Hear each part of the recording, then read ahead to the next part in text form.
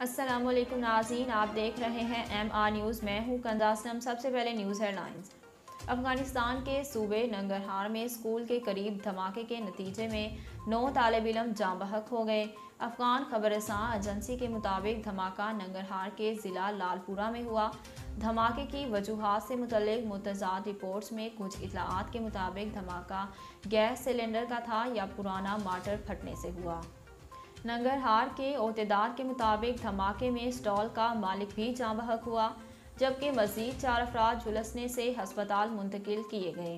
افغان وزارت داخلہ کے ترجمان نے دھماکے میں 9 طالب علموں کے جاں بحق ہونے کی تصدیق کی ہے اور کہا ہے کہ دھماکہ گیس سلنڈر پھٹنے سے ہوا۔ بالی ووڈ اداکار علی فضل نے مرحوم عرفان خان کے اردو تلفظ کی تعریف کرتے ہوئے پرانی ویڈیو شیئر کر دی۔ اداکار علی فضل نے ٹویٹر پر عرفان خان کے 1988 کے ایک ٹی وی شو بھارت ایک کھوج کا کلپ شیئر کیا، جس میں مرحوم اداکار اردو زبان میں اپنے ڈائیلاگز بخوبی بول رہے ہیں۔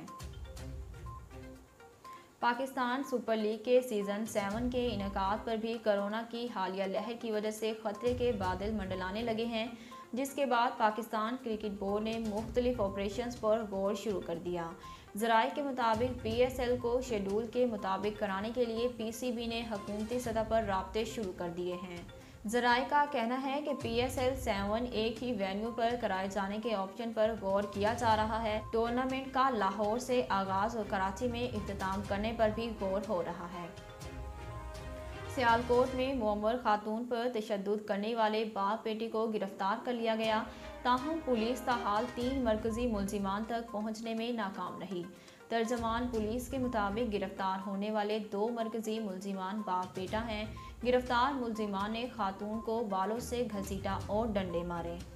پولیس کا کہنا ہے کہ تشدد کیس میں 15 نامزد ملزمان میں سے 12 کو گرفتار کر لیا گیا ہے، جن میں سے 4 خواتین ملزمان کو جوڈیشل ریمانڈ پر جیل بھیج دیا گیا۔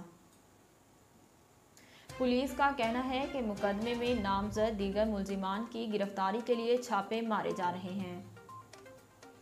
امریکہ نے میانمار کی نوبل انعام یافتہ برطرف سیاسی رہنما کی سزا کو انصاف کی توہین قرار دے دیا۔ ترجمان امریکی محکمہ خارجہ نے میانمار کی فوجی حکومت سے مطالبہ کیا ہے کہ آنگ سان سوچی سمیت تمام منتخب رہنماؤں اور غیر منصفانہ طور پر نظر بند تمام افراد کو رہا کیا جائے۔ ناظرین، اب تک کے لیے اتنا ہی۔ مزید خبروں اور تفصیلات کے لیے دیکھتے رہیے ایم آر نیوز۔